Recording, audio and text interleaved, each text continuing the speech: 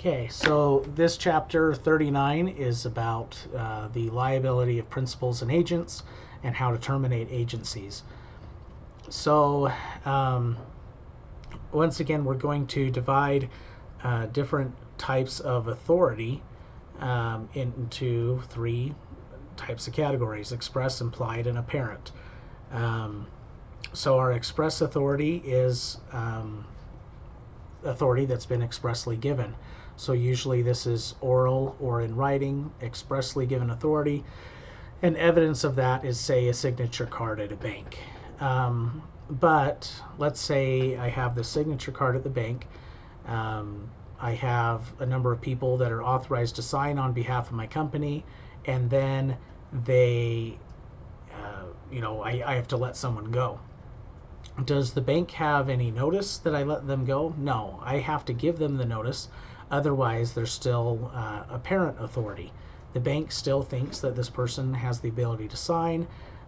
They have reason to believe that because I haven't notified them, and I have reason to believe that they would have that belief. And so it's on me at that point to notify them. Otherwise, I'm going to put myself in a position where that fired person has apparent authority, because it appears to third parties that they have that. And then implied authority is different than the other two, right? We have the express, implied, and apparent. Mm-hmm. So we've talked about express and apparent. Implied is more implied by someone's position. So especially in this class and for our tests, that's usually going to be in terms of a manager. So if somebody's a manager, what authorities are implied by that title? So usually a business manager can hire and fire employees, order and return inventory, make sales, make marketing decisions, pretty much anything that has to do with the day-to-day operations of the business. There are two things that we're specifically going to exclude from the agent's authority. So the first is going to be the ability to buy or sell or otherwise move the physical location of the business. Okay, so they can't do that. And then the other one is to buy or sell or transfer business interests in and of themselves. So the manager does not have the implied authority to deal with real estate or location-based transactions for the business. So they can't move the business headquarters. They can't sell the land or buy land on behalf of the business. And then they can't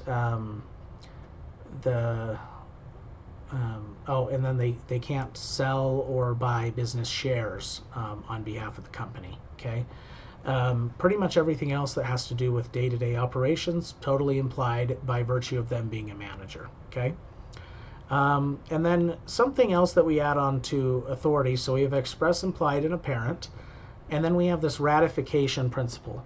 And ratification means that there never was a contract, there never was authority, there never would be under those circumstances.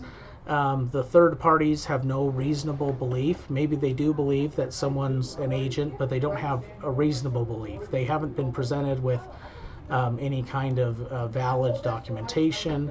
There's no pre-existing relationship there. But nonetheless, they've entered into a transaction with this would-be agent, and then the principal has the ability to either ratify that or to not ratify that. So to ratify that, they say, you know what, I'm going to acquiesce and go ahead and honor this agreement. It looks like it'll be proper for me, or maybe I want to help save face or something like that. I'm not bound to do that, but I can ratify it anyway and accept it, or I can choose not to because I'm not bound by it. Okay, so ratification, read in your text a little more about that, but that's what we're dealing with ratification. And finally, with liability, there are some cases where we might be dealing with differences in liability for the business. For example, there's a video. I'll see if I can find a link to it. Dwight Schrute sprays Roy in the office in the eyes with pepper spray. Is the company responsible for that, for Dwight's actions? Is it not? And it kind of depends. It depends on, was it justified? For one, was Dwight acting within the scope of his duties as an employee? If somebody commits an action and it's within the scope of their duties, generally the employer is going to be liable, and we call that vicarious liability.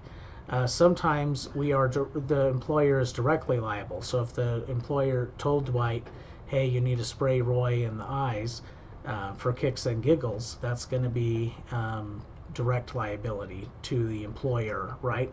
It's kind of the hitman principle. You can't escape liability just because someone else did it on your behalf. Okay, so read some of these specific instances. It comes up a lot with automobiles, for example. And then, let's see.